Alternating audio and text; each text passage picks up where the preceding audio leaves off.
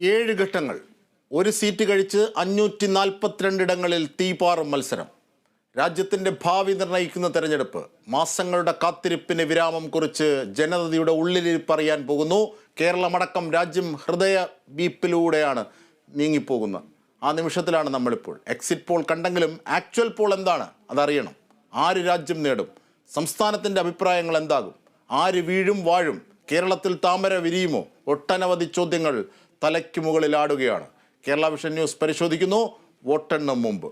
ഇത് നമ്മുടെ ചർച്ചയിൽ പങ്കെടുക്കുന്ന അതിഥികൾ: CP നാരായണൻ, CPIM നേതാവ്; വസന്ത് തെങ്ങമ്പള്ളി, കോൺഗ്രസ് നേതാവ്; ഒപ്പം BJP നേതാവ് VK സജീവൻ; പിന്നീട് രാഷ്ട്രീയ നിരീക്ഷകനായി ജോർജ്, പ്രൊഫസർ ജോർജ് എന്നിവരാണ് നമ്മുടെ ചർച്ചയെ സമ്പന്നമാക്കുന്നത്. ആദ്യം ശ്രീ CP നാരായണനിലേക്ക്. CP നാരായണൻ, CPIMനെ സംബന്ധിച്ച് രാജ്യത്തും സംസ്ഥാനത്തിലും നിർണായകമായ തിരഞ്ഞെടുപ്പാണിത്. കാരണം പലരും കണക്കൂട്ടുന്നത് ദേശീയ പദവി നിങ്ങൾക്ക് പോകുമോ ഇല്ലയോ എന്നൊക്കെ കണക്കൂട്ടുന്നൊരു നിമിഷമാണ്. പക്ഷേ ഒരുപക്ഷെ CPIM എപ്പോഴും കാംക്ഷിക്കുന്നത് രാജ്യത്ത് ഒരു ഫാസിസ്റ്റ് വിരുദ്ധ ഭരണം വരണം, ഫാസിസ്റ്റ് ചേരികൾക്കെതിരായ ഒരു ഭരണം വരണമെന്നൊക്കെയാണ് CPIMൻ്റെ വിശാലമായ കാഴ്ചപ്പാട്. അതെപ്പോഴും നിങ്ങൾ ആവർത്തിക്കാറുമുണ്ട്. എന്താണ് ഈ തെരഞ്ഞെടുപ്പിൽ ഇനി ഉള്ള നിമിഷങ്ങളിൽ പറയാനുള്ളത്? നിങ്ങൾ പറഞ്ഞത് തന്നെയാണ്. കാരണം ഈ തിരഞ്ഞെടുപ്പ് 2 തവണ BJPയുടെ നേതൃത്വത്തിലുള്ള ഒരു മുന്നണി അധികാരത്തിലിരുന്നു. വീണ്ടും അത് വരുമോ ഇല്ലയോ എന്നുള്ളൊരു പരിശോധനയിലാണ്. അതിൻ്റെ വിധിയെഴുത്താണ് നാളെ. വിധിയെഴുതൽ കഴിഞ്ഞു. അതെന്താണെന്ന പരിശോധനയാണ് നാളെ നടക്കുന്നത്. തീർച്ചയായിട്ടും അപ്പോൾ ഈ 10 വർഷം കഴിഞ്ഞ് ഇനി 5 വർഷം കൂടി BJPയുടെ നേതൃത്വത്തിലുള്ള ഒരു ഗവൺമെൻറ് വരുമോ ഇല്ലയോ എന്നുള്ളത് ഇന്ത്യയിലെ ജനാധിപത്യത്തിൻ്റെ ഭാവിയെ സംബന്ധിച്ചിടത്തോളം, അതിൻ്റെ വളർച്ചയെ സംബന്ധിച്ച് ഒക്കെ വളരെ നിർണായകമാണ്. അത് കേവലം ഭരണത്തിൻ്റെ മാത്രമല്ല, ജനജീവിതത്തെ ഏതെല്ലാം തരത്തിലത് ബാധിക്കും എന്ന് തുടങ്ങിയിട്ടുള്ള ഒരുപാട് കാര്യങ്ങളുണ്ട്. ആ നിലയിൽ വളരെ വളരെ പ്രാധാന്യമുള്ള ഒരു തിരഞ്ഞെടുപ്പാണിത്. അതിൻ്റെ ഫലമാണ് അടുത്ത ഒരു 24 മണിക്കൂറിനുള്ളിൽ അറിയാൻ പോകുന്നത്. ശ്രീ CP, അതായത് ഈ വോട്ട് എടുപ്പ് കഴിഞ്ഞല്ലോ, ഇനിയിപ്പോൾ വോട്ട് എണ്ണലാണ്. അപ്പോൾ ഇനി ധൈര്യമായിട്ട് നമുക്ക് ഒരു കാര്യത്തെ സംബന്ധിച്ച് പറയാം. കാരണം അത് രാഷ്ട്രീയമായി സ്വാധീനിക്കപ്പെടുന്നില്ല. കേരളത്തിൽ എത്ര സീറ്റ് മെച്ചപ്പെടുത്താനാകും ഇടതുപക്ഷത്തിനെന്നാണ് താങ്കൾ കരുതുന്നത്?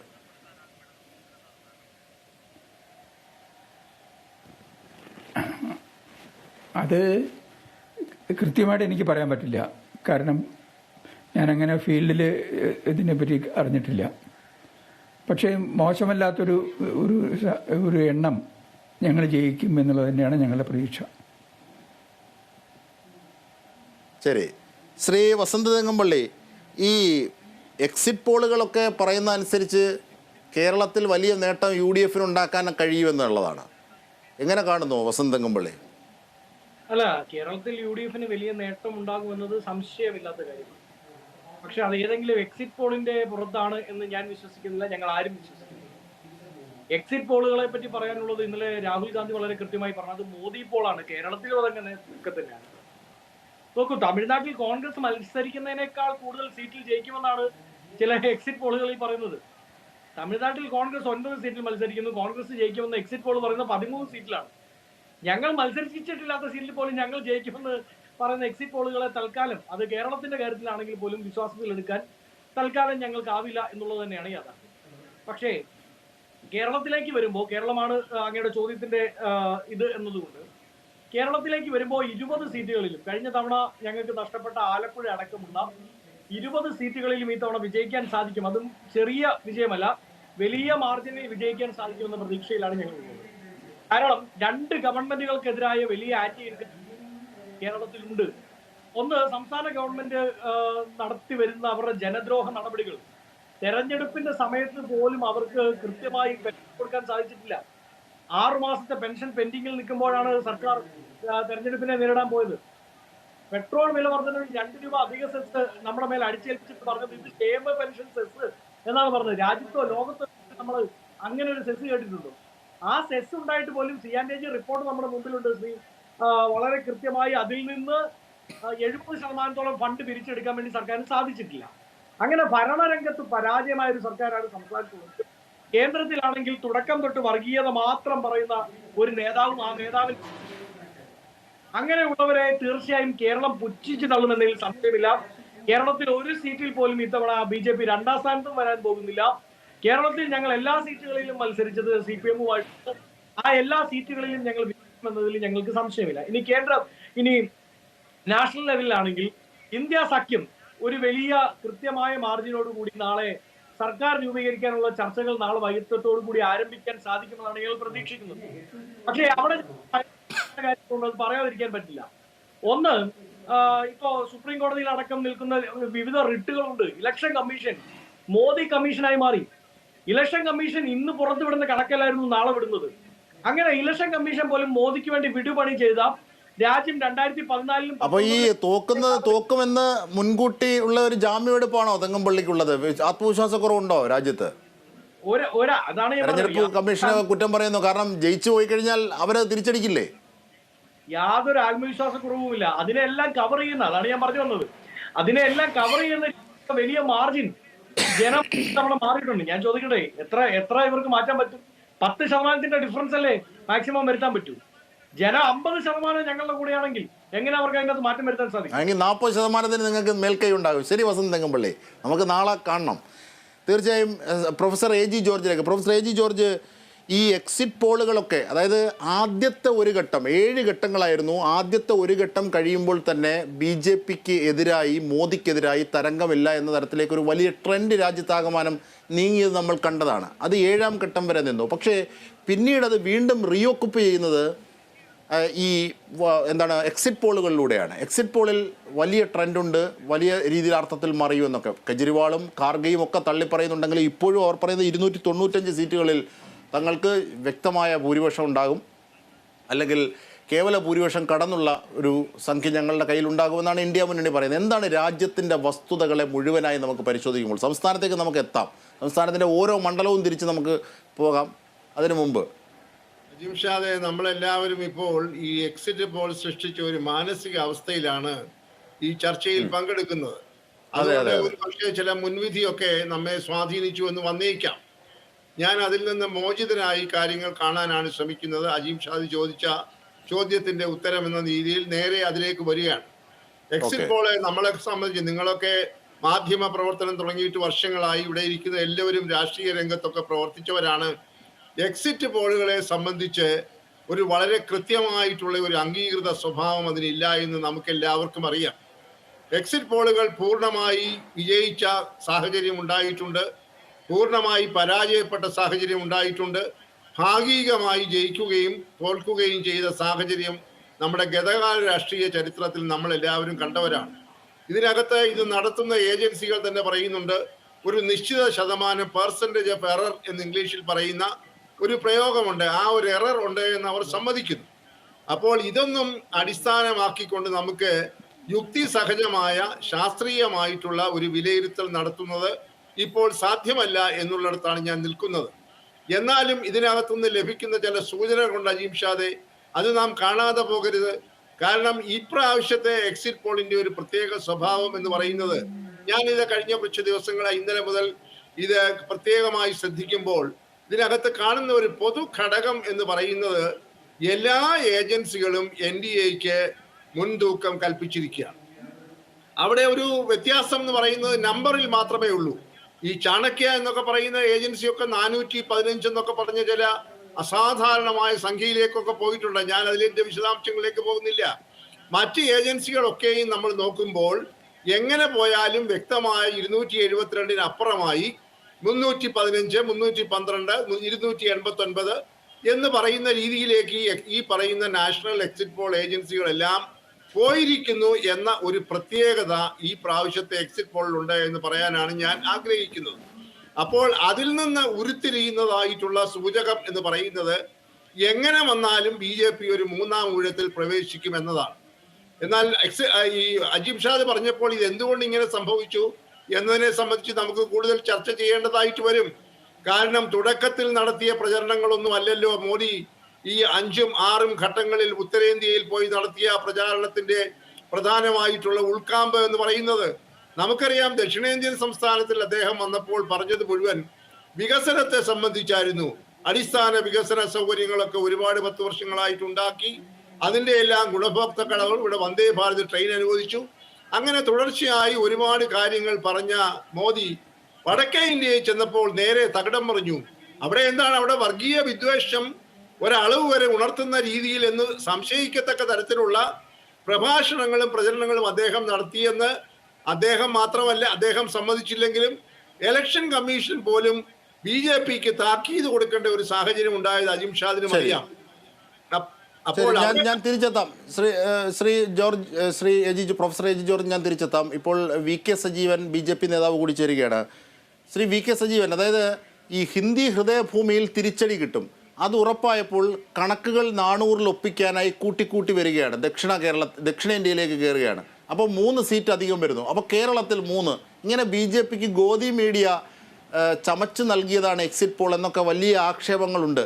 പക്ഷെ അതൊക്കെ 4-ാം തീയതിയോട് പൊളിയുമായിരിക്കും, അല്ലെങ്കിൽ വിജയിക്കുമായിരിക്കും. എന്തായിരുന്നാലും എന്തൊക്കെയാണ് BJP ഈ ഘട്ടത്തിൽ കാണുന്ന സാധ്യത രാജ്യത്തെ സംബന്ധിച്ച്? കാരണം ഇത്രയേറെ എക്സിറ്റ് പോളുകൾ വരികയും എന്തൊക്കെ മറിഞ്ഞിട്ടും 295 സീറ്റ് ഇന്ത്യ മുന്നണിക്ക് ഉറപ്പാണ് എന്ന് അവർ ശഠിക്കുകയാണ്. ഖാർഗെയും അതെ, കെജ്രിവാളും അതെ.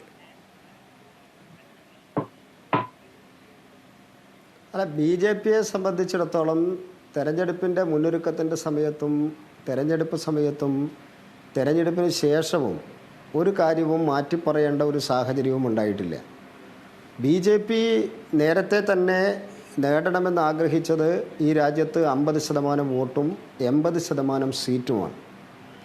അതിനോടടുക്കുന്ന വിവരങ്ങളാണ് ഇപ്പോൾ തെരഞ്ഞെടുപ്പിൻ്റെ എക്സിറ്റ് പോൾ വിവരങ്ങളിലൂടെ ഇപ്പോൾ പുറത്തു വന്നിരിക്കുന്നത്. എക്സിറ്റ് പോളുകളിൽ ഏറ്റക്കുറച്ചിലുകൾ ഉണ്ടാവാം എന്നുള്ളതാണ് എനിക്ക് മുമ്പേ ഈ ഡിബേറ്റിൽ സംസാരിച്ച ആൾ സൂചിപ്പിച്ചത്. ഞങ്ങളെ സംബന്ധിച്ചിടത്തോളം ഏറ്റക്കുറച്ചിലുകൾ ഉണ്ടായാലും ഇല്ലെങ്കിലും, എക്സിറ്റ് പോളിനെ വിശ്വസിച്ചാലും ഇല്ലെങ്കിലും, ഈ രാജ്യത്ത് 3-ാം ഊഴത്തിൽ അടുത്തടുത്ത 3-ാം തവണയും ചരിത്രത്തിലാദ്യമായി പ്രധാനമന്ത്രിയാകാൻ വേണ്ടി പോകുന്നത് നരേന്ദ്രമോദി തന്നെയാണ് എന്നുള്ള കാര്യത്തിൽ യാതൊരു സംശയവുമില്ല. BJPക്ക് സംശയമില്ല, ഈ രാജ്യത്തെ ജനങ്ങൾക്കും അതിൽ യാതൊരു സംശയവുമില്ല. അതൊരു ചരിത്രമാണ്. കാരണം ശ്രീ സജീവൻ, ഈ സംശയം എങ്ങനെയാണ് വരുന്നതെന്ന് പറഞ്ഞു കഴിഞ്ഞാൽ, ഒരുപക്ഷെ ആക്ച്വൽ കണക്കല്ലല്ലോ, നമ്മൾ കവടി നിരത്തിയല്ല ഈ കാര്യങ്ങളൊക്കെ പറയുന്നത്. ഓരോ സാധ്യതകളും അതിൻ്റെ ചലനങ്ങളും എങ്ങനെയാണ് നിരീക്ഷിക്കപ്പെടുന്നത് എന്നൊക്കെ ഉള്ള അർത്ഥത്തിലാണ്. ആദ്യത്തെ ഫേസിൽ മോദിയും അല്ലെങ്കിൽ BJPയും മുമ്പോട്ട് വെച്ച ഒരു കോൺഫിഡൻസ് 2ാമത്തെ ഫേസിൽ പോവുകയാണ്. 3ാമത്തെ ഫേസ് മുതൽ കൃത്യമായി ഒരു വർഗീയതയുടെ ചേരിതിരിവ്, അല്ലെങ്കിൽ എന്താണ് ഈ മുഗളന്മാരുടെ കാലഘട്ടത്തിലുള്ള നൃത്തത്തിൻ്റെയൊക്കെ പേര് പറയുക, അങ്ങനെ മുസ്ലിം ബിംബങ്ങളെ ആക്രമിക്കുക, ഇങ്ങനെ രാജ്യത്തെ വിഭജിക്കുന്നതിലേക്ക് പോകുന്നു. ആദ്യം മോദി ഗ്യാരണ്ടി എന്ന് പറഞ്ഞ് തുടങ്ങുന്നിടത്ത് പിന്നീട് ആ കോൺഫിഡൻസ് മാറുകയും വിഭാഗീയത ശക്തമാകുന്ന തരത്തിലേക്ക് BJP നീങ്ങുകയും ചെയ്യുന്നു. പിന്നീട് അതിനുശേഷം കെജ്രിവാൾ രംഗത്തെത്തുന്നു. കെജ്രിവാൾ രംഗത്തെത്തിക്കഴിഞ്ഞ് കൃത്യമായി ചില ചോദ്യങ്ങൾ ചോദിക്കുന്നു. ആരാണ് നിങ്ങളുടെ അനന്തരാവകാശിയായി അടുത്ത് വരാൻ പോകുന്നത്? മോദിയാണോ? അങ്ങനെയാണെങ്കിൽ 75 വയസ്സെന്ന് പറയുന്ന നിങ്ങളുടെ പാർട്ടി നിങ്ങളുടെ പാർട്ടി പരിപാടിക്ക് എതിരാകില്ലേ? അപ്പോൾ അമിത്ഷാ ആണോ അടുത്തത്? അങ്ങനെയാണെങ്കിൽ ഒരു ജൈന പ്രധാനമന്ത്രി രാജ്യത്തുണ്ടാവും. ഇങ്ങനെ ഓരോ ചോദ്യങ്ങൾക്കും നിങ്ങൾക്ക് മറുപടി പറയേണ്ട അവസ്ഥ വരുന്നു. ഇതൊക്കെ നിങ്ങളുടെ കോൺഫിഡൻസ് ലെവൽ കുറയുന്നതായിട്ടാണ് കാണിക്കപ്പെട്ടത്. അപ്പോൾ തിരിച്ചടി നിങ്ങളും പ്രതീക്ഷിച്ചു എന്ന് കാണുന്നതിൻ്റെ യുക്തി അവിടെയാണ് കിടക്കുന്നത്. ശ്രീ സജീവൻ, ഒരു യുക്തിയില്ല. ഭാരതീയ ജനതാ പാർട്ടിയും ദേശീയ ജനാധിപത്യ സഖ്യവും വികസനത്തിൽ ഊന്നി നിന്നുകൊണ്ട് പ്രചരണവുമായിട്ട് മുന്നോട്ട് പോയപ്പോൾ വിരളി പിടിച്ചത്, വേവലാതിയിലായത് ഇന്ത്യയിലെ പ്രതിപക്ഷമാണ്. കാരണം അവർക്കൊന്നുമില്ല. ആ ഇന്ത്യ മുന്നണി മാത്രം രൂപീകരിച്ചുകൊണ്ട് കാര്യമില്ലല്ലോ. അതിലുള്ള ഓരോ ഘടകകക്ഷികളെക്കുറിച്ചും ഈ രാജ്യത്തെ ജനങ്ങൾക്ക് നന്നായിട്ടറിയാം. അവരൊക്കെ പേര് കേട്ടത് അഴിമതിയുടെ പേരിലാണ്. അവരൊക്കെ പേര് കേട്ടിരിക്കുന്നത് കുടുംബാധിപത്യത്തിൻ്റെയും കുടുംബരാഷ്ട്രീയത്തിൻ്റെയും പേരിലാണ്. അവർ പ്രതിനിധാനം ചെയ്ത് ജാതി രാഷ്ട്രീയത്തിൻ്റെ പേരിലാണ്.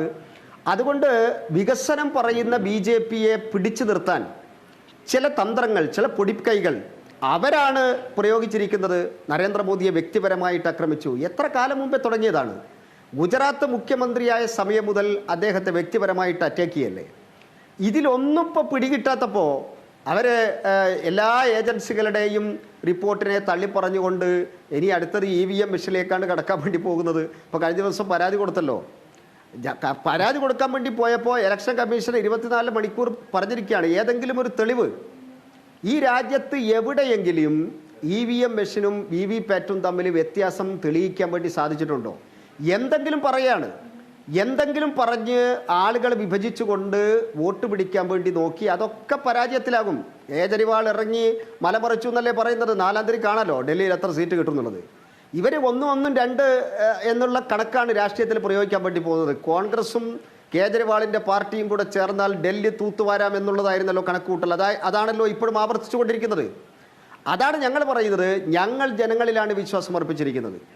ജനങ്ങൾക്ക് മുമ്പാകെ ഭാരതീയ ജനതാ പാർട്ടിയും ദേശീയ ജനാധിപത്യ സഖ്യവും മോദിയും വെച്ചിട്ടുള്ള ആശയങ്ങളെ ജനം സ്വീകരിക്കുകയാണ്. ഇവരൊക്കെ പറഞ്ഞ കാര്യങ്ങൾ ജനങ്ങൾ തള്ളിക്കളയുന്നു. മോദി ഗ്യാരണ്ടിയിൽ ജനങ്ങൾ വിശ്വസിക്കുന്നു. ഈ രാജ്യത്തെ ജനങ്ങളുടെ വിശ്വാസമാണ് കഴിഞ്ഞ ദിവസങ്ങളിൽ 7 ഫേസുകളിലായിട്ട് പ്രകടിപ്പിച്ചിരിക്കുന്നത്. അതിൻ്റെ റിസൾട്ട് 4-ാം തീയതി വരാൻ വേണ്ടി പോകുന്നു. അതിൽ BJPയുടെയും ദേശീയ ജനാധിപത്യ സഖ്യത്തിൻ്റെയും പ്രതീക്ഷയ്ക്ക് എങ്ങും മങ്ങലേൽക്കാൻ വേണ്ടി പോകുന്നില്ല. ഞാൻ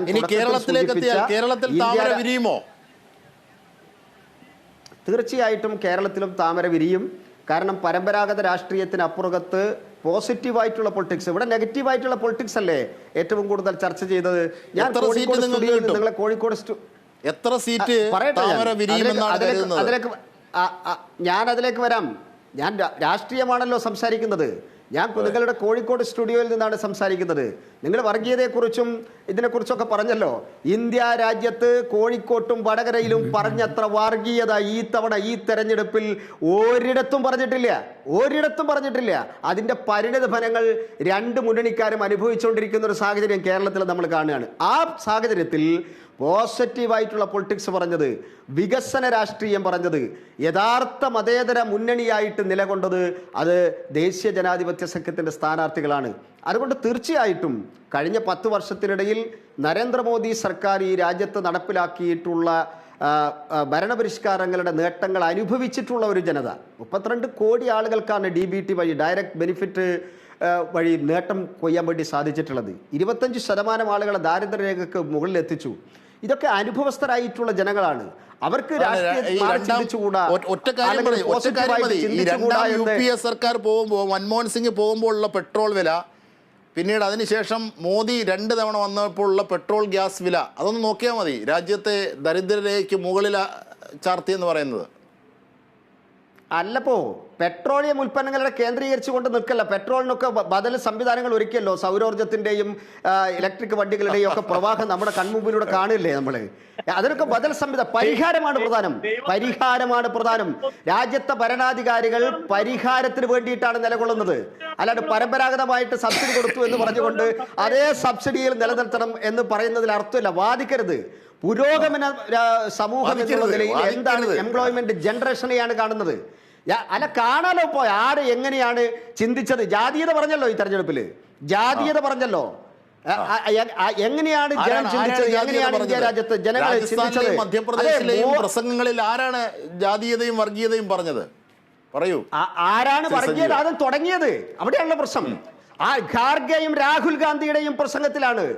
നരേന്ദ്രമോദി അറ്റാക്ക് ചെയ്യാൻ വേണ്ടി അങ്ങനെയല്ല. മാന്തി ചൊറിഞ്ഞ് പുണ്ണാക്കിയിട്ട് പിന്നെ പരിതപിച്ചിട്ട് കാര്യമില്ല. ഇതാരാണ് പറയാൻ വേണ്ടി തുടങ്ങിയത്? നിങ്ങൾക്ക് വിഷയം പറയരുതായിരുന്നു ആദ്യം. ആരാണ് ചൊറിഞ്ഞ് മാന്തിയത് ആദ്യം? അപ്പൊ തിരിച്ചടി കിട്ടുമെന്നുള്ളത് ആ സമയത്ത് തീർച്ചയായിട്ടും. ഈ ചുണ്ടങ്ങ കൊടുത്ത് വഴുതണങ്ങ വാങ്ങി എന്നാണ് പറയുന്നത് സജീവൻ. കാരണം നിങ്ങളാണ് ചൊറിഞ്ഞു തുടങ്ങിയത്. സംവരണത്തെ സംബന്ധിച്ച്, ജാതി സെൻസസിനെ സംബന്ധിച്ചൊക്കെ ചൊറിഞ്ഞു തുടങ്ങി. പിന്നെ BJP ആണെങ്കിൽ പിന്നെ എടുത്ത് മലമറിച്ചു, ജാതിയും വർഗീയതയും പറഞ്ഞ്. അതാണ് അതിന് ന്യായീകരിക്കുകയാണ് VK സജീവൻ. അപ്പം മാന്തിയാൽ തിരിച്ചും മാന്തും എന്നാണ് പറയുന്നത്. ഇവര് ജാതീയത പറയില്ലല്ലോ, ഇവര് ജാതിയെ പറ്റി മിണ്ടില്ലല്ലോ. കാര്യം ജാതിയെ പറ്റി മിണ്ടിയാൽ ഇവർക്ക് നേരെ തന്നെ ഇത് തിരിഞ്ഞു പോത്തും. ഇവർ ഏത് കാസ്റ്റിനെയാണ്, ഏത് അപ്പർ കാസ്റ്റിനെയാണോ ഇവർ എടുത്തുയർത്തുന്നത്, അവർ ഒരു കാലഘട്ടത്തിലും ഇപ്പോഴും പലപ്പോഴും ഉത്തരേന്ത്യൻ സംസ്ഥാനങ്ങളിൽ താഴേക്കടയിലുള്ള ഹിന്ദുവിന്റെ നേരെ ആക്രമണവുമായി ഇറങ്ങി പുറപ്പെടുന്ന ഇവന്മാരൊക്കെ തന്നെയാണ്. അതുകൊണ്ട് ഇവരത് മിണ്ടില്ല. പിന്നെ രണ്ടാമത് ഞങ്ങൾ ജാതി സെൻസസിനെ പറ്റി പറയുന്നത് ജാതീയതയാണ് എന്ന് അദ്ദേഹത്തിന് തോന്നുന്നത് ഏത് രാഷ്ട്രീയ വിദ്യാഭ്യാസത്തിന്റെ ഭാഗമായാണ് എന്ന് എനിക്ക് മനസ്സിലാവുന്നില്ല. ജാതി സെൻസസിനെ പറ്റി ഇതിനു മുമ്പും 90-കൾ തൊട്ട് ഇങ്ങോട്ട് മണ്ഡൽ കമ്മീഷന്റെ കാലം തൊട്ട് ഇങ്ങോട്ട് പലപ്പോഴും പലരും പറഞ്ഞിട്ടുണ്ട്. അതിലെന്താ സംശയം? അതുപോലെയാണോ ബൻസ്വാരയിൽ 23-ാം തീയതി ഈ ഹിന്ദുക്കളുടെ സ്വത്ത് മുഴുവൻ എടുത്ത് കോൺഗ്രസ് ഇതാ മുസ്ലിങ്ങൾക്ക് കൊടുക്കാൻ പോകുന്നു, നിങ്ങളുടെ കെട്ടുതാടി മംഗല്യ സൂത്രം അത് പറിച്ചെടുത്തിതാ കോൺഗ്രസ് മുസ്ലിങ്ങൾക്ക് കൊടുക്കാൻ പോകുന്നു എന്ന് പറയുന്നത് അതുകൊണ്ടാണോ? പിന്നീട് ഈ ചർച്ചയിലെ BJP പ്രതിനിധി, അദ്ദേഹത്തിന്റെ കൂടെ ഞാൻ ആദ്യമായിരിക്കുകയാണ്, പക്ഷെ എനിക്ക് ഭയങ്കര സന്തോഷം തോന്നുന്നു. കാര്യം അദ്ദേഹം മോദി ഗ്യാരണ്ടിയെ പറ്റി പറഞ്ഞു. എന്റെ സാർ, തൃശ്ശൂര് കഴിഞ്ഞ പിന്നെ ഇപ്പോഴാണ് ഏതെങ്കിലും ഒരു BJP-ക്കാരൻ തൃശ്ശൂരിലെ തെരഞ്ഞെടുപ്പ് കൺവെൻഷനിൽ മോദി പറഞ്ഞു പോയതിനു ശേഷം ഈ ചർച്ചയിലാണ് ഞാൻ ആദ്യമായി ഏതെങ്കിലും ഒരു BJP-ക്കാരൻ മോദി ഗ്യാരണ്ടി എന്നൊരു വാക്ക് പറയുന്നത് കേൾക്കുന്നത്. തൃശ്ശൂരിന്റെ അതിർവരമ്പ് വിട്ടതിന് ശേഷം മോദിയോ RSSോ ഏതെങ്കിലും ഒരു നിങ്ങളുടെ താരപ്രചാരകനോ ഈ വാക്ക് മിണ്ടിയിട്ടുണ്ടോ? മോദി ഗ്യാരണ്ടി എന്താ? നിങ്ങളുടെ മോദി ഗ്യാരണ്ടി 2014 അധികാരത്തിൽ വരുമ്പോൾ പെട്രോളിന്റെ വില 70 രൂപ മാക്സിമം പ്രൈസ് ആണ്. അന്ന് നിങ്ങളുടെ കെ സുരേന്ദ്രജി, ഇപ്പൊ വയനാട്ടിൽ ജയിക്കാൻ പോകുന്നത് നിങ്ങൾ പറയുന്ന സുരേന്ദ്രജി ഉണ്ടല്ലോ, സുരേന്ദ്രജി ഈ നമ്മുടെ സൈക്കിൾ തള്ളിക്കൊണ്ട് പോയിട്ട് സമരം ചെയ്തിട്ട് പറഞ്ഞു മോദി വന്നാൽ ഞാൻ ഇത് ആലപ്പുഴയിലെ സ്ഥാനാർത്ഥിയും. അതെ, ആലപ്പുഴയിലെ സ്ഥാനാർത്ഥി വേറെ ഗ്യാരണ്ടിയാണ് അജിംഷാദെ. അത് അന്ന് 400 രൂപയാണ് LPG-യുടെ പ്രൈസ് 2014. ആലപ്പുഴയിലെ സ്ഥാനാർത്ഥി ശോഭാ സുരേന്ദ്രൻ ഗ്യാസ് സിലിണ്ടർ തലയിൽ ചുമന്നുകൊണ്ട് പോയിട്ട് പറഞ്ഞു, നമ്മളോടെല്ലാം പറഞ്ഞു, ഞങ്ങളുടെ മോദിജി അധികാരത്തിൽ വരും, ഞാൻ ഇത് ഹാഫ് പ്രൈസ്, പാതി പ്രൈസ് ആക്കി തരാം. ഇതിന്റെ എത്രയാ പാതി? 400-ന്റെ പാതി 200. കഴിഞ്ഞ മാസം വരെ LPG സബ്സിഡി LPG-യുടെ വില 1200 രൂപ. കഴിഞ്ഞ മാസം കുറഞ്ഞോ? കഴിഞ്ഞ മാസം കുറഞ്ഞോ? 100 കണക്കിന് കൂട്ടിയിട്ട് 50 പൈസയും 1 രൂപയാണ് കുറയ്ക്കുന്നത്. അല്ലല്ല, 50 പൈസ 100 എന്നല്ല ഗ്യാസ് സത്യസന്ധമായിട്ട് പറയണം.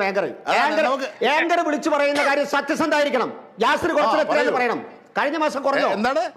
എന്താണ് ഏങ്കർ വിളിച്ചു പറയുന്നതിൽ അല്പസ്വല്പെങ്കിലും സത്യസന്ധത വേണം. അല്ല, ഞാൻ കുറച്ചു ശരിയാണ്, എത്രയാണ് കൂട്ടിയത്? ഇപ്പൊ വസന്ത് തെങ്ങമ്പള്ളി പറയുന്ന 400-ൽ നിന്ന് എത്ര രൂപയാണ് കൂട്ടിയത്? അതിനുശേഷം എലക്ഷൻ പൊളിറ്റിക്സ് ആണ് പെട്രോൾ വിലയെങ്കിൽ എന്തുകൊണ്ട് തെരഞ്ഞെടുപ്പിന് മുമ്പേ ഞങ്ങൾ കുറച്ചുകൂടായിരുന്നോ? എപ്പോഴാ കുറഞ്ഞത്? അത് നമ്മൾ കാണാറുണ്ട്. കാരണം ഈ തെരഞ്ഞെടുപ്പ് ഓരോ ദിവസവും സ്റ്റോക്ക് എക്സ്ചേഞ്ചിനെ പോലെയാണ് പെട്രോൾ വില മാറുന്നത്. പക്ഷേ ഏതെങ്കിലും സംസ്ഥാനങ്ങളിൽ തെരഞ്ഞെടുപ്പുണ്ടെങ്കിൽ അത് കുറയാറില്ല, തെരഞ്ഞെടുപ്പിന് വേണ്ടി മാത്രമായിട്ട് BJP എന്തെങ്കിലും പൊളിറ്റിക്കൽ ഗിമ്മിക്സ് കാണിച്ചോ? എന്താ നിങ്ങൾ പറയുന്നത്? ഉത്തരം പറയേണ്ടത് തെങ്ങമ്പള്ളിയാണ്. മനസ്സിലാവുന്നില്ല. തെങ്ങമ്പള്ളി തെരഞ്ഞെടുപ്പിന് വേണ്ടി മാത്രമായി തങ്ങൾ ഒരു പൊളിറ്റിക്സും കളിച്ചിട്ടില്ല എന്നാണ് VK സജീവൻ പറയുന്നത്. മറിച്ചുണ്ടെങ്കിൽ പറയാം, അക്കവിട്ട് പറയാം. ഒന്നാം ഘട്ടത്തിൽ മോദി പറയുന്നു മോദി ഗ്യാരണ്ടി എന്ന്. മോദി ഗ്യാരണ്ടി ഒന്നാം ഘട്ടം ഇവിടെ നിൽക്കട്ടെ. പെട്രോളിന്റെ ഗ്യാസിന്റെ വില പറഞ്ഞല്ലോ. ഗ്യാസിന്റെ വില എപ്പോഴാണ് കുറഞ്ഞത്? ഒന്നാം ഘട്ടം രണ്ടാം ഘട്ടത്തിലേക്ക് പോകുന്നത്. വടകരയിൽ ഉൾപ്പെടെ ഈ തവണ ജാതിയും മതവും കാഫിർ വിളിയൊക്കെ നടത്തിയത് ഞങ്ങളല്ല, നിങ്ങളാണ്. നിങ്ങൾ കേരളത്തിൽ ഇരുന്നിട്ട് സംസാരിക്കുന്ന ഓർമ്മ വേണം. കേരളത്തിൽ ഇരുന്നിട്ടാണ് നിങ്ങൾ സംസാരിക്കുന്ന ഓർമ്മ വേണം. ഇവിടെ കാഫിർ വിളിയും മതധ്രുവീകരണവും നടത്തിയിട്ടുള്ള മുന്നണികൾ അവർ ഞങ്ങളെ നോക്കിയിട്ടാണ് ഇപ്പൊ പല്ലിക്കുന്നത്. ഇലക്ഷൻ കമ്മീഷൻ നിങ്ങളുടെ കയ്യിലല്ലേ? ആ കാഫിർ വിളിയും മതധ്രുവീകരണം നടത്തിയവരൊക്കെ അസാധുവാക്കി കളയണമായിരുന്നു. എവിടെ പോയി നിങ്ങളുടെ ഇലക്ഷൻ കമ്മീഷൻ? അതെ, ഇലക്ഷൻ കമ്മീഷന്റെ പണി ഇലക്ഷൻ കമ്മീഷൻ എടുക്കുന്നുണ്ട്. പരാജയമായിട്ട് പോയവരോട് തെളിവ് കൊടുക്കാൻ പറഞ്ഞിട്ടുണ്ട്. ഇന്ത്യയുടെ പ്രധാനമന്ത്രിയുടെ പ്രസംഗത്തിനെതിരായിട്ട് ആ ചരിത്രത്തിൽ ആദ്യമായിട്ട് വിശദീകരണം ചോദിച്ചിട്ടുള്ള തെരഞ്ഞെടുപ്പ് കമ്മീഷനാണ് ഇത്തവണുള്ളത്. ചരിത്രത്തിൽ ആദ്യമായിട്ട് ഇന്ത്യയുടെ പ്രധാനമന്ത്രിയുടെ പ്രസംഗത്തിൽ വിശദീകരണം ആവശ്യപ്പെട്ട് BJP-യുടെ ദേശീയ അധ്യക്ഷത്തിന് നോട്ടീസ് അയച്ചിട്ടുണ്ട് ഇലക്ഷൻ കമ്മീഷനാണ് ഇപ്പോൾ ഉള്ളത്. നിങ്ങൾക്ക് അങ്ങനെ ഒഴിഞ്ഞു മാറാൻ വേണ്ടി സാധിക്കില്ല. എന്തെങ്കിലും പറഞ്ഞിട്ട് ഒളിച്ചോടാൻ വേണ്ടി സാധിക്കില്ല. കൊടുത്തിട്ടുണ്ട്. മോദി പാർട്ടിയുടെ നേതാവിനാണ് തെരഞ്ഞെടുപ്പ് കമ്മീഷൻ വിശദീകരണം ചോദിച്ചത്. അത് ശരിയാണ്. ലോകത്തിൽ ആദ്യമായി,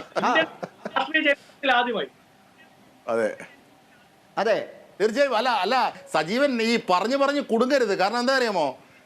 കാരണം ഈ തെങ്ങമ്പള്ളി പറയുന്നത് നിങ്ങൾ തെരഞ്ഞെടുപ്പ് കമ്മീഷനൊപ്പമാണ്, നിങ്ങളുടേതാണെന്ന് പറഞ്ഞ് തെരഞ്ഞെടുപ്പ് കമ്മീഷനെ ആക്രമിക്കുമ്പോൾ നിങ്ങൾ തെരഞ്ഞെടുപ്പ് കമ്മീഷനെ പ്രൊട്ടക്ട് ചെയ്താൽ തെളിയുക. തെരഞ്ഞെടുപ്പ് കമ്മീഷൻ ഒരു സ്വതന്ത്ര ഏജൻസി അല്ലേ? അതൊരു ഭരണഘടനാ സ്ഥാപനമാണ്. അതിനെതിനാണ് നിങ്ങൾ അങ്ങനെ ശ്ലാഘിക്കുന്നത്? ശ്രീ VK സ്വതന്ത്ര ഏജൻസിയാണെന്നല്ലോ പറഞ്ഞത്. ഇന്ത്യയുടെ പ്രധാനമന്ത്രി പ്രസംഗിച്ചത് പോലും ആ പാർട്ടിയുടെ പ്രസിഡന്റിനോട് വിശദീകരണം ചോദിച്ചിട്ടുണ്ട്. അതെ, അതെ, ആ പാർട്ടിയുടെ പ്രസിഡന്റിനോട്. പക്ഷേ രാഹുൽ ഗാന്ധി സംസാരിച്ചപ്പോൾ ആരോടാണ് വിശദീകരണം ചോദിച്ചത്? കാർഗിലല്ല. എങ്ങനെയാണ് തെരഞ്ഞെടുപ്പ് കമ്മീഷൻ ഈക്വൽ ആയിട്ട് ട്രീറ്റ് ചെയ്യുന്നതെന്നാണ് ഞാൻ പറഞ്ഞു വന്നത്. ശരി, നമുക്ക് കുറച്ച് ഇൻഫർമേഷനും കൂടെ കൈകാര്യം ചെയ്യാം. നമുക്ക് 2019 കേരളത്തിലെ തെരഞ്ഞെടുപ്പിന്റെ ഒരു ചിത്രം 19:1 എന്ന അനുപാതം, പിന്നീട് 18:2 എന്ന് ആകുന്നുണ്ട് കേരള കോൺഗ്രസ് എമ്മിൻ്റെ LDF പ്രവേശനോട്. എന്നായിരുന്നാലും ആ 18:2 ഓർ 19:1 എന്ന അനുപാതത്തിൽ നടന്ന കേരളത്തിൻ്റെ തെരഞ്ഞെടുപ്പുകളെ നമുക്ക് തെക്കൻ ജില്ലകളിലേക്കൊന്ന് പോകാം. തിരുവനന്തപുരം, ആറ്റിങ്ങൽ, കൊല്ലം, പത്തനംതിട്ട, കോട്ടയം, ആലപ്പുഴ, മാവേലിക്കര, എറണാകുളം എന്നീ മണ്ഡലങ്ങളിൽ എങ്ങനെയായിരുന്നു ആ വോട്ടിംഗ് രീതികളെന്നും നമുക്കൊന്ന് പരിശോധിക്കാം. അതിഥികളിലേക്ക് വരുന്നതിന് മുമ്പ് ലോക്സഭാ തെരഞ്ഞെടുപ്പിൽ ശശി തരൂർ, സി ദിവാകരൻ, കുമ്മനം 99,000-ലധികം വോട്ടിൻ്റെ ഭൂരിപക്ഷത്തിലാണ് ശശി തരൂർ UDF സ്ഥാനാർത്ഥി വിജയിക്കുന്നത്. ആ അർത്ഥത്തിൽ തിരുവനന്തപുരം മണ്ഡലത്തെ നാം കാണുന്നു. അടുത്തത് ആറ്റിങ്ങൽ മണ്ഡലമാണ്. അവിടെ അടൂർ പ്രകാശാണ് വിജയിക്കുന്നത്, സമ്പത്തിനെയും ശോഭാ സുരേന്ദ്രനെയും പിന്തള്ളിക്കൊണ്ട്. പിന്നീട് അടുത്ത മണ്ഡലത്തിലേക്ക് വന്നാൽ കൊല്ലത്ത് UDFൻ്റെ സ്ഥാനാർത്ഥി ആണ് വിജയിക്കുന്നത്.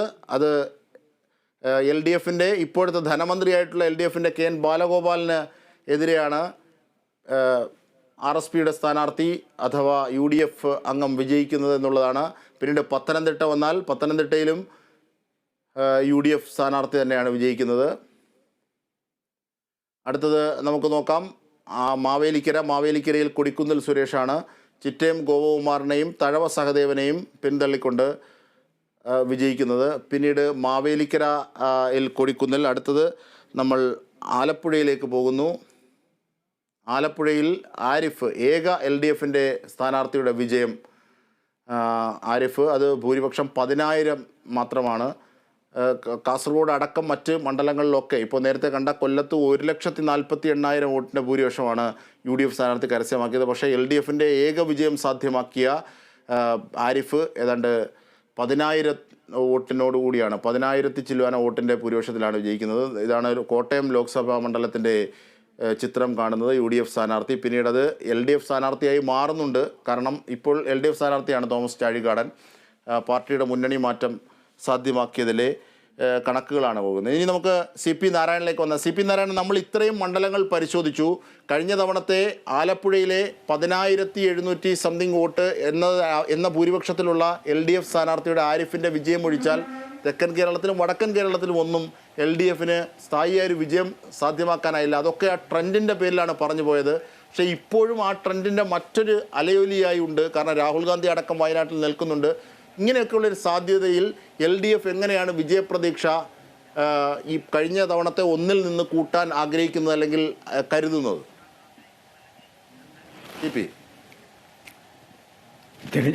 തിരഞ്ഞെടുപ്പിൽ ജനങ്ങളുടെ അഭിപ്രായമാണല്ലോ, ജനങ്ങളുടെ അഭിപ്രായമല്ലേ അവിടെ രേഖപ്പെടുത്തുന്നത്.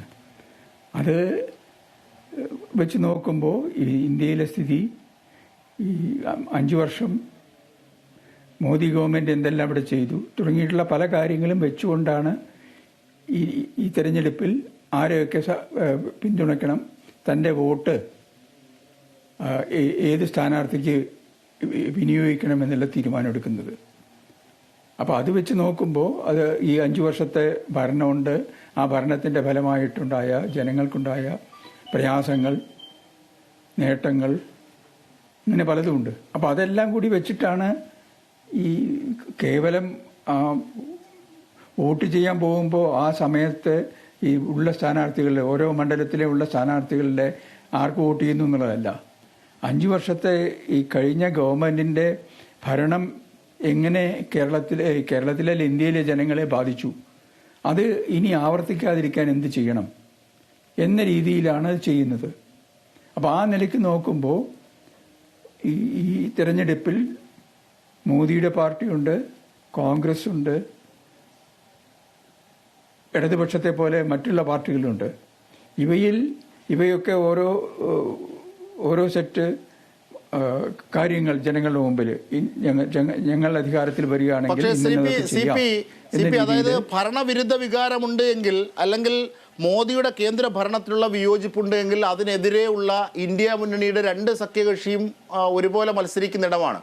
അപ്പോൾ കോൺഗ്രസ് ആണ് കൂടുതൽ മെച്ചപ്പെട്ട എതിരാളി എന്ന അർത്ഥത്തിൽ കഴിഞ്ഞ തവണത്തെ ട്രെൻഡ് മാറുന്ന ഏതെങ്കിലും സാധ്യത ഇവിടെ ഉണ്ടോ എന്നതാണ് ഞാൻ ചോദിച്ചത്. CP അത് നിയോജക മണ്ഡലത്തിൽ നിന്നും ഓരോ മണ്ഡലത്തിൽ നിന്ന് വേറെ മണ്ഡലത്തിലേക്ക് പോകുമ്പോൾ ഇതിൽ വ്യത്യാസം കാണും. എല്ലായിടത്തും ഒരുപോലെ ആവില്ല. കാരണം തീർച്ചയായും നമുക്ക് അടുത്ത മണ്ഡലങ്ങളിലേക്ക് പോകുമ്പോൾ ഇടതുപക്ഷമായാലും ഇടതുപക്ഷമായാലും കോൺഗ്രസ് ആയാലും അവർ രണ്ടുപേരും BJPക്ക് എതിരാണ്. പക്ഷേ രണ്ടുപേരും തിരഞ്ഞെടുപ്പിനെ അഭിമുഖീകരിക്കുന്നത് 2 സെറ്റ് ജനങ്ങൾക്ക് വാഗ്ദാനങ്ങൾ നൽകിക്കൊണ്ടാണ്.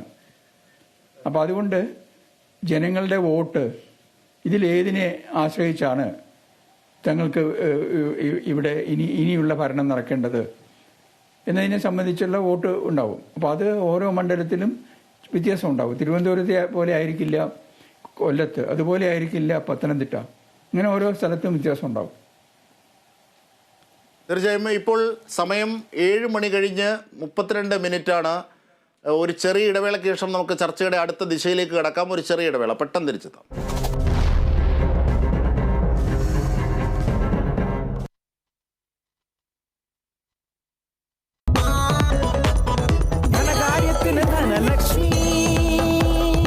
Dhanlaxmi hire purchase and leasing limited. ധനകാര്യത്തിന് ഇനി ധനലക്ഷ്മി.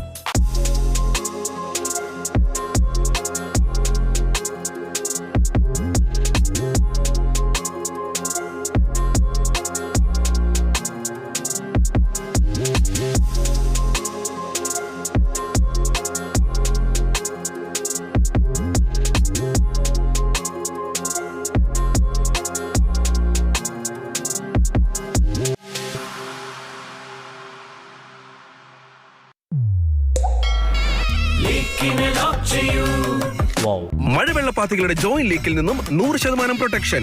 വർഷ സ്മാർട്ട് ലീഗ് ലോക്കർ. ഉയർന്ന നിലവാരമുള്ള ജീവിതം ഇനി നമുക്കും നേടാം ഉയർന്ന നിലവാരമുള്ള കോഴ്സുകളിലൂടെ. ഇനി കണ്ണടച്ചല്ല, കണ്ണ് തുറന്ന് സ്വപ്നം കാണാം. IBISലൂടെ. കേരള വിഷൻ ന്യൂസ് നിങ്ങൾക്കായി അവതരിപ്പിക്കുന്നത് Dhanalakshmi hire purchase and leasing limited in association with Southern Multi-State Cooperative Credit and Multi-Purpose Society Limited. ഇനി കണ്ണടച്ചല്ല, കണ്ണ് തുറന്ന് സ്വപ്നം കാണാം. IBISലൂടെ. വർഷ സ്മാർട്ട് ലീഗ് ലോക്കർ. ലീക്കിനെ ലോക്ക് ചെയ്യൂ, സ്മാർട്ടായി. Eastern celebrating 40 years of perfect taste. Hospital administration, oil and gas, ലക്ഷ്യം ജോലിയെങ്കിൽ പഠിക്കൂ ആദ്യ ഇൻസ്റ്റിറ്റ്യൂട്ടിൽ തന്നെ. India's pride, my pride. VKC Pride. Celebrate hard work. Sun Medical and Research Center, a unit of Thrissur Heart Hospital Limited. First NABH accredited hospital in Thrissur. Be the change, be the future with Jane deemed to be University Kochi. Amrit Veni hair elixir, സമൃദ്ധമായ മുടി ബയോടെക്നോളജിയിലൂടെ.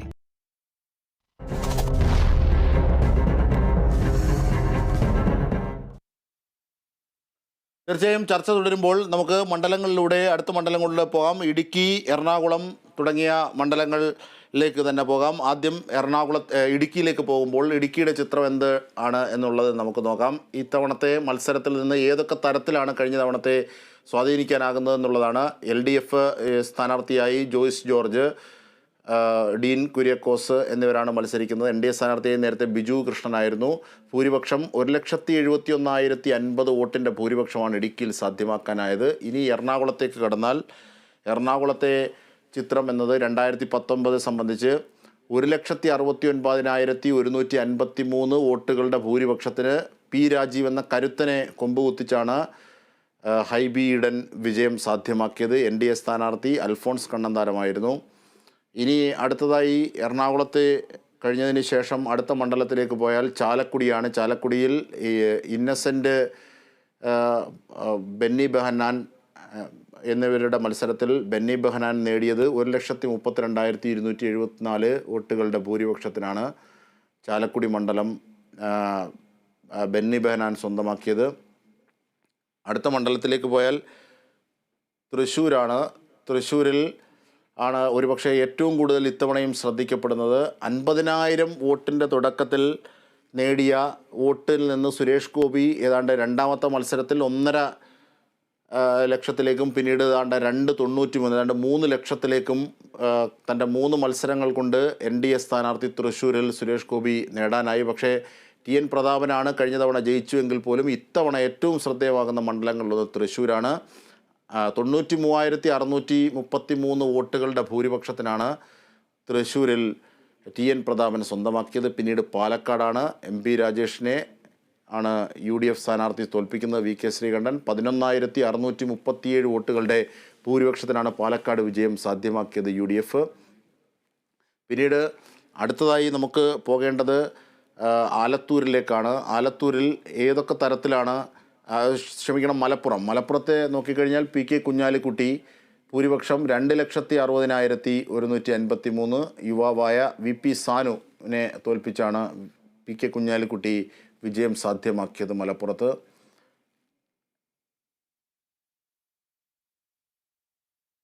പിന്നീട് അടുത്തത് പൊന്നാനിയിലേക്ക് പോയാൽ ET Muhammad Basheer ആണ് വിജയം സാധ്യമാക്കിയത്. അത് ഭൂരിപക്ഷം 1,93,273. ഇത്തവണ ET മുഹമ്മദ് ബഷീർ മണ്ഡലം മാറിയത് വലിയ വിവാദമായി നിലനിൽക്കുന്നൊരു സാഹചര്യം കൂടിയുണ്ട്. കാരണം മണ്ഡലം മാറി മത്സരിക്കുന്നു എന്നുള്ളത് ഏറ്റവും വലിയൊരു രാഷ്ട്രീയ പാപ്പരത്വമായൊക്കെ എതിരാളികൾ അല്ലെങ്കിൽ എതിർ സ്ഥാനാർത്ഥികളൊക്കെ പ്രചരിപ്പിച്ചതാണ്. ആ അർത്ഥത്തിൽ വലിയ രീതിയിൽ ചർച്ച ചെയ്തിരുന്ന ഒന്ന് തന്നെയാണ്. ഇനി കോഴിക്കോടേക്ക് വന്നാൽ കോഴിക്കോട് MK രാഘവനാണ് ഭൂരിപക്ഷം 85,225. ഇങ്ങനെയാണ് അതിൻ്റെ ചിത്രം കോഴിക്കോട് വരെ. ഇനി വടകര നോക്കാം. വടകരയും തൃശ്ശൂർ പോലെ തന്നെ ഏറ്റവും കൂടുതൽ ആലത്തൂരിൻ്റെ കാര്യം നാം പരിശോധിച്ചതാണ് നേരത്തെ.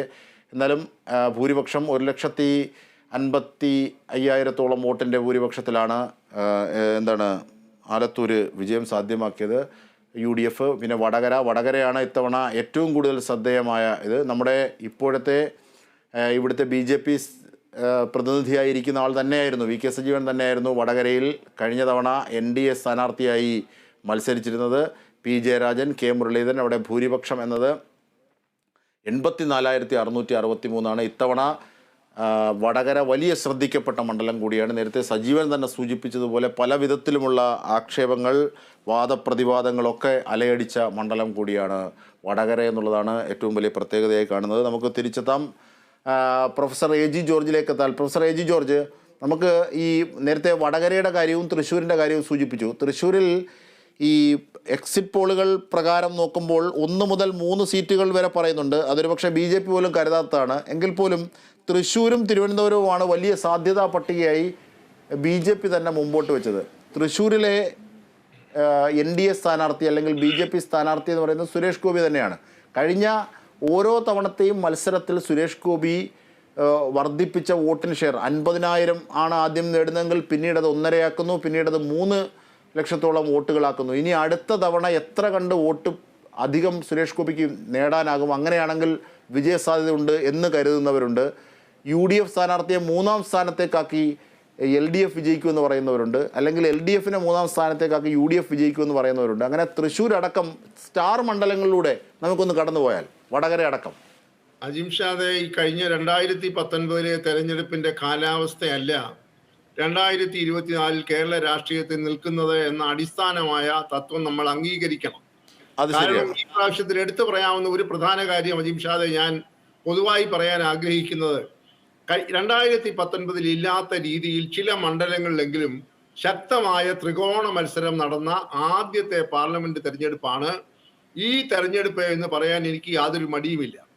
കാരണം ഇപ്പോൾ അജിംഷാദ് സൂചിപ്പിച്ച 2 മണ്ഡലങ്ങൾ തന്നെ ഉദാഹരണമായിട്ടെടുക്കാം. തിരുവനന്തപുരത്തെ സംബന്ധിച്ചിടത്തോളം ശക്തമായ ത്രികോണ മത്സരമാണ്. ഞാൻ തിരുവനന്തപുരത്ത് 50 വർഷമായി താമസിക്കുന്ന ഒരാളാണ്.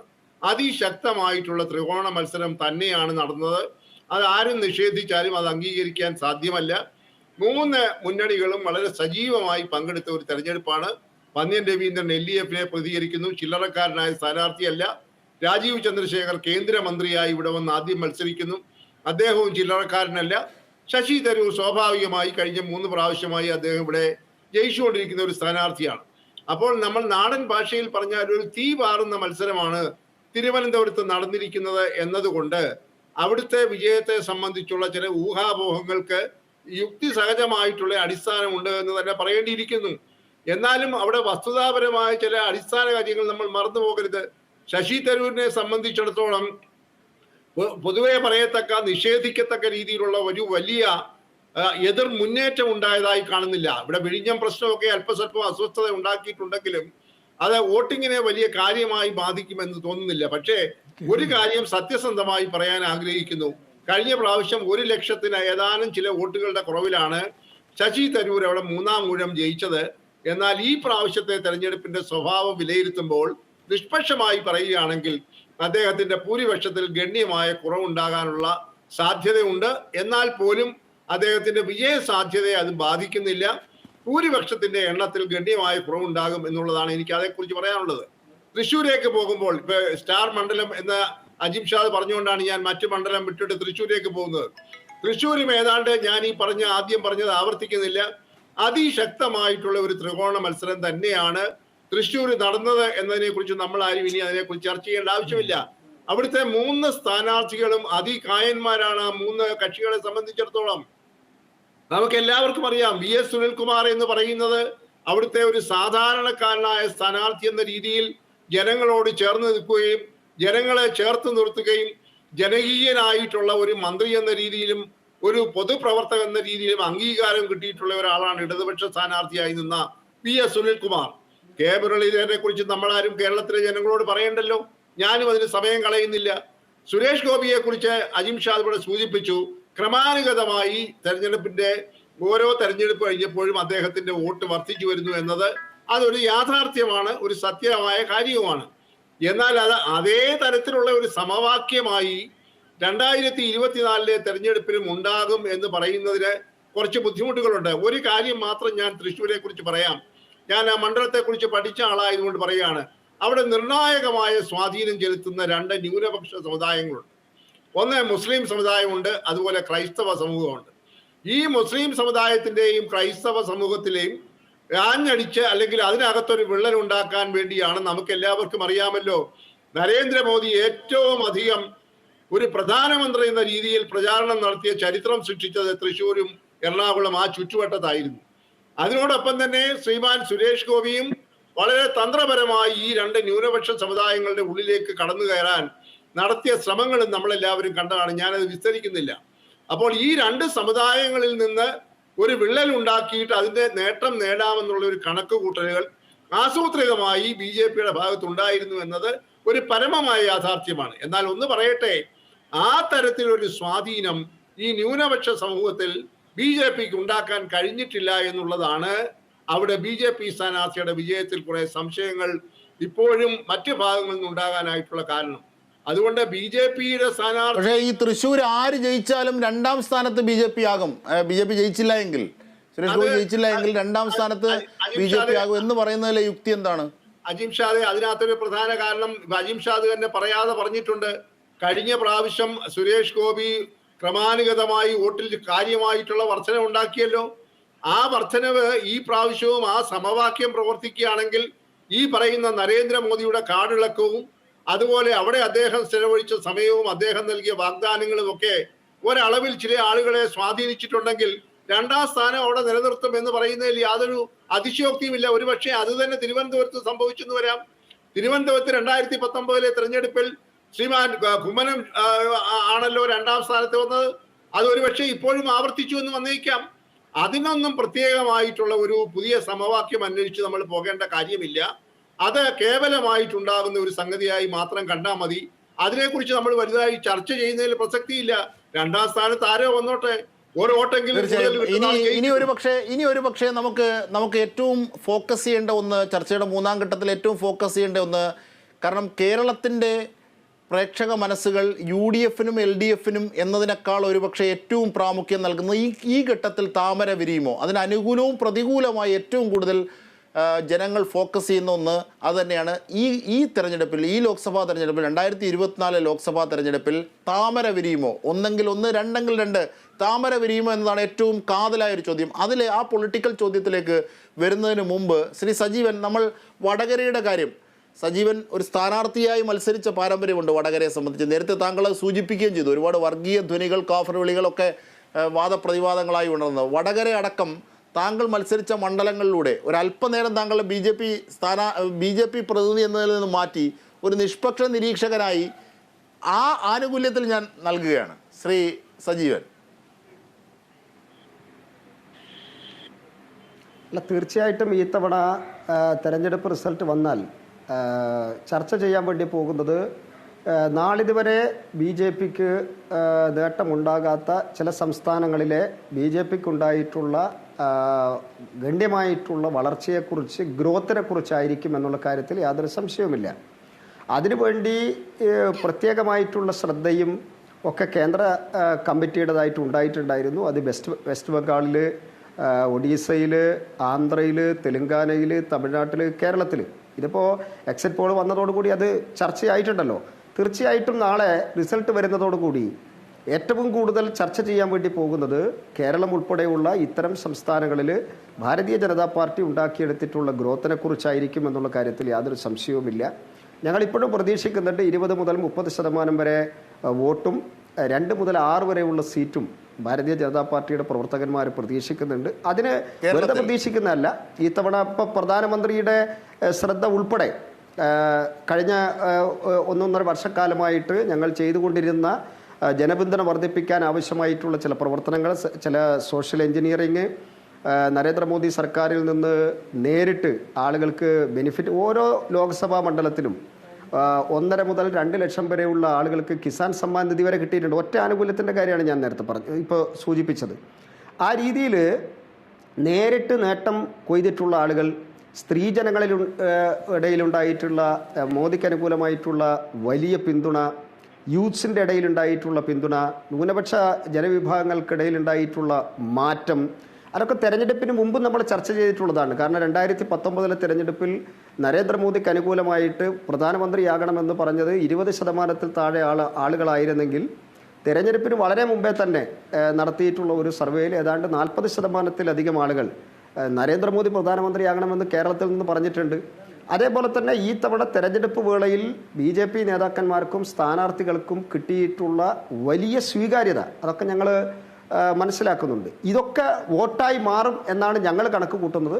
തീർച്ചയായിട്ടും അതിൽ നല്ലൊരു ശതമാനം വോട്ടായി മാറുകയാണെങ്കിൽ നമ്മൾ പ്രതീക്ഷിക്കുന്നത് പോലെ തന്നെ, എക്സിറ്റ് പോളുകളിലൊക്കെ പറഞ്ഞതുപോലെ തന്നെ വലിയ കുതിച്ചുചാട്ടം, വലിയ മുന്നേറ്റം കേരളത്തിലും ഭാരതീയ ജനതാ പാർട്ടിക്കും, അതായത് ഈ സ്റ്റാർ ക്യാമ്പയിനർമാരൊക്കെ എത്തി എന്നതിൻ്റെ അർത്ഥത്തിൽ പരിശോധിക്കുമ്പോൾ താമര വിരിയുമോ എന്ന ചോദ്യവുമായി ബന്ധപ്പെട്ട് നമ്മുടെ ചർച്ചയുടെ അവസാന ഘട്ടം പോകുമ്പോൾ 4 മണ്ഡലങ്ങളാണ് പ്രധാനമായും, 1 മുതൽ 6 മണ്ഡലം എന്നുവരെയാണ് BJP പ്രതിനിധിയായ VK സജീവൻ പറഞ്ഞത്. നമുക്കത് 4 ചുരുക്കാം. അതായത് തൃശ്ശൂരും തിരുവനന്തപുരവും, പിന്നീട് ആലപ്പുഴയും ആറ്റിങ്ങലും, ഇങ്ങനെ 4 മണ്ഡലങ്ങളാണ് വലിയ ക്ലാസ് അർത്ഥത്തിൽ അവർ ഫോക്കസ് ചെയ്ത് പ്രവർത്തിച്ചത്. പത്തനംതിട്ടയൊക്കെ ഉണ്ടാകാം എങ്കിൽ പോലും ഏതർത്ഥത്തിലാണ് താമര വിരിയുമോ ഇല്ലയോ എന്ന ചോദ്യത്തെ കോൺഗ്രസ് കാണുന്നത്? അതിനെ എന്ത് തരം യുക്തി ആണ് അതിനെ എതിർക്കുന്നതിന് കാരണമാക്കുന്നതെന്ന് കൂടി നിരത്തണം. അല്ല, എനിക്ക് മറ്റൊരു ചർച്ചയെ പോകേണ്ടതുകൊണ്ട് ഞാൻ പെട്ടെന്ന് പറയാം. ശ്രീ അജിംഷാദ്, ഇവിടെ എന്താണ് ഇപ്പം താമര വിരിയും എന്ന് പറയാൻ സാധ്യത? താമര വിരിയും എന്ന് പറയാൻ സാധ്യത വളരെ കൃത്യമായ ത്രികോണ മത്സരം വിവിധ മണ്ഡലങ്ങളിൽ നടന്നിരിക്കുന്നു. ആ ത്രികോണ മത്സരത്തിനിടയിൽ കൂടി BJP കയറിപ്പോകും എന്നാണ് പറയുന്നത്. മത്സരം എപ്പോഴും നടക്കുന്നത് നല്ലതാണ് എന്ന് വിശ്വസിക്കുന്ന ഒരാളാണ് ഞാൻ. ഇപ്പൊ നോക്കൂ, 2ാം സ്ഥാനത്ത് കേരളത്തിൽ ഏതെങ്കിലും പാർലമെന്റ് മണ്ഡലത്തിൽ എന്തെങ്കിലും BJP വന്നിട്ടുണ്ടെങ്കിൽ അത് തിരുവനന്തപുരത്താണ്. ആ തിരുവനന്തപുരത്ത് പക്ഷെ 2019 അവർ 2ാം സ്ഥാനത്തില്ല. പക്ഷേ ഈ തവണ മത്സരം നടക്കുമ്പോൾ അവിടെ പന്നിനെ പോലെ LDF സ്ഥാനാർത്ഥിയായി ഉണ്ട്. പക്ഷെ 2014 അതായിരുന്നില്ല അവസ്ഥ. LDFന്റെ വോട്ടുകൾ BJPയിലേക്ക് അന്ന് ചോർന്നിട്ടുണ്ട് എന്നാണ് ഞങ്ങൾ പ്രതീക്ഷിക്കുന്നത്. ഈ തവണ LDF വോട്ടുകൾ വളരെ കൃത്യമായി പന്നിൻ പിടിച്ചു വെക്കുകയും ശശി തരൂരിന് പൊതുസമൂഹത്തിന്റെ വിവിധ നാനാഭാഗങ്ങളിൽ നിന്ന് വരുന്ന വോട്ടുകൾ അനുകൂലമാവുകയും ചെയ്യുമ്പോൾ അവിടെ വിജയിക്കാനുള്ള സാധ്യതയാണ്, വലിയ ഭൂരിപക്ഷത്തിൽ വിജയിക്കാനുള്ള സാധ്യതയാണ് ഞങ്ങൾ കാണുന്നത്. ഇനി തൃശ്ശൂരിൽ ഇന്ന് വരുന്ന സുരേഷ് ഗോപിയേക്കാൾ ശക്തനായിരുന്നത് ഏറ്റവും ആദ്യം മത്സരിക്കുമ്പോൾ BJP-കാരൻ, സാധാരണ നമ്മളൊരു RSS-കാരൻ, സംഘപരിവാരുകാരൻ എന്ന് വിളിക്കുന്ന ഒരു ഇമേജ് അല്ലായിരുന്നു. സുരേഷ് ഗോപിയെ സംബന്ധിച്ച് വളരെ കൃത്യമായി താരപരിവേഷമുള്ള ഒരു നായക നടൻ അങ്ങനെ ഇറങ്ങി വരികയല്ലായിരുന്നു. അങ്ങനെ വരുമ്പോ ഇപ്പൊ നേരത്തെ അദ്ദേഹം പറഞ്ഞ പോലെ അമ്മമാരെ പെങ്ങന്മാരെയൊക്കെ സ്വാധീനിക്കാൻ പറ്റുന്ന ഒരു എന്താ പറയുന്ന ഒരു സ്റ്റാറ്റസ് കോ അന്ന് സുരേഷ് ഗോപിക്ക് ഉണ്ടായിരുന്നു.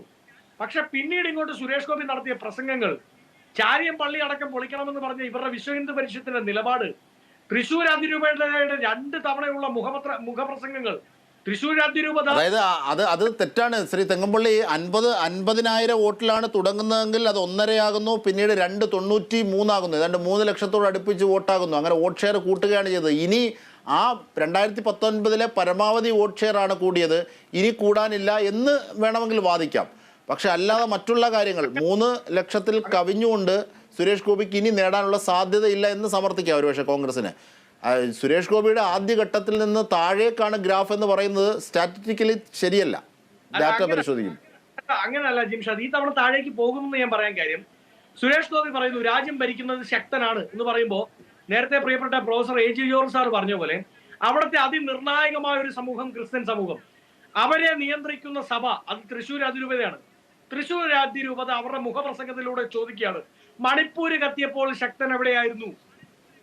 അതായത് സുരേഷ് ഗോപിയുടെ പ്രസംഗം ഇന്ന് വന്നാൽ നാളെ ഇറങ്ങുന്ന തൃശ്ശൂർ അതിരൂപതയുടെ മുഖപ്രസംഗത്തിൽ പത്രത്തിൽ വളരെ കൃത്യമായി അതിരൂപത തന്നെ അവരുടെ നിലപാട് വ്യക്തമാക്കുന്നു. വിവിധ കോണുകളിൽ നിന്ന് ആരോപണങ്ങൾ വരുന്നു. BJPയുടെ സംസ്ഥാന നേതൃത്വം തന്നെ സെറ്റിൽ ചെയ്യാൻ ശ്രമിക്കുന്നു. അതിരൂപത പുറകോട്ട് പോയില്ല. ആണോ VK സജീവൻ? അങ്ങനെയാണോ? കാരണം മുസ്ലിം ന്യൂനപക്ഷത്തെ സ്വന്തമാക്കാനാകുന്നില്ല, അവരെ എതിർപക്ഷത്ത് നിർത്തിക്കൊണ്ടാണ് BJPയുടെ പ്രചരണം രാജ്യത്തും സംസ്ഥാനത്തും. അതെ, പിന്നീട് ന്യൂനപക്ഷങ്ങളിൽ വിള്ളലുണ്ടാക്കാൻ ശ്രമിക്കുന്നത് ക്രിസ്തീയ സമൂഹങ്ങളിലേക്ക് വരികയാണ്. അത് മണിപ്പൂർ തിരിച്ചടിയാകുന്നു. ഇങ്ങനെ രാഷ്ട്രീയം സംസാരിക്കും, എത്ര കണ്ട് സ്റ്റാർ വാല്യൂകൾ മുമ്പോട്ട് വെച്ചാലും രാഷ്ട്രീയം സംസാരിക്കും. അത് കേരളത്തിൽ തൃശ്ശൂർ അടക്കമുള്ളിടത്ത് തിരിച്ചടിയാകും, താമര വിരിയാനുള്ള സാധ്യതയില്ല എന്നാണ് കോൺഗ്രസ് നേതാവ് നിരീക്ഷിച്ചത്. താങ്കൾക്ക് എന്തെങ്കിലും ആഡ് ചെയ്യാനുണ്ടെങ്കിൽ ചർച്ച അതിൻ്റെ അവസാന ഘട്ടത്തിലേക്ക് പ്രവേശിക്കുക.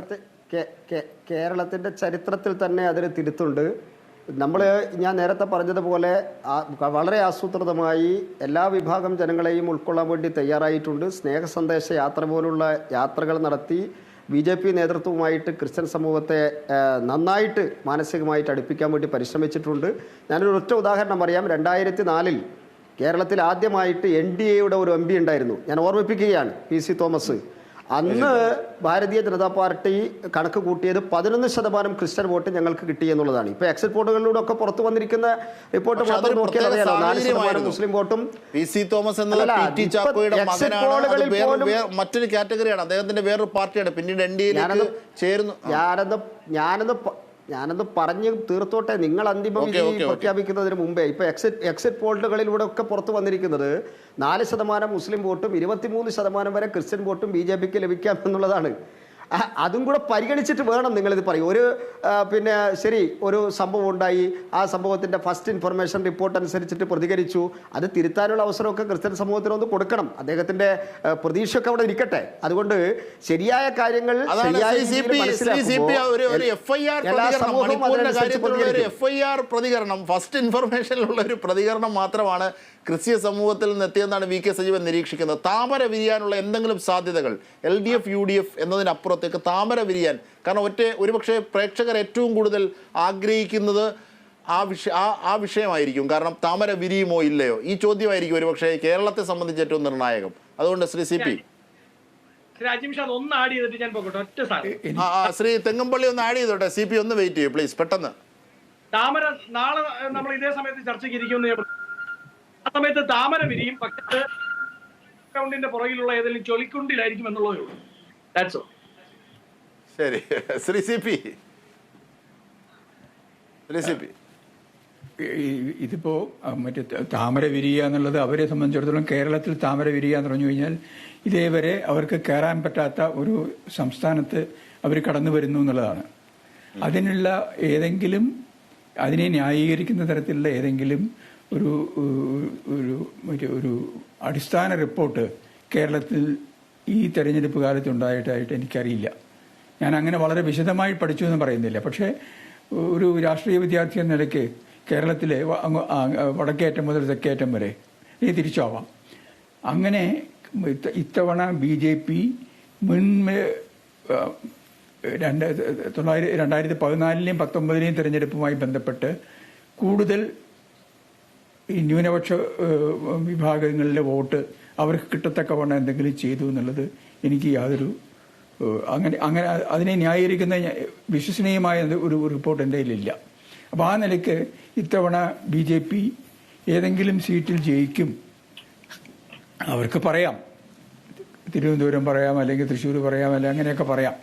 പക്ഷേ ഏതായാലും നാളെ ഒരു 24 മണിക്കൂറിനുള്ളിൽ നമുക്കിത് കാര്യം അറിയാൻ പോവുകയാണല്ലോ. തീർച്ചയായും. Shri professor AG George add ചെയ്യാൻ എന്തെങ്കിലും ഉണ്ടെങ്കിൽ, കാരണം ഏറ്റവും പ്രൈമായി നാം ചോദിച്ച ചോദ്യം ഈ ചർച്ചയുടെ അവസാനം താമര വിരിയുമോ, അതിൻ്റെ സാധ്യതകൾ എന്തൊക്കെയാണ് എന്നുള്ളതാണ്.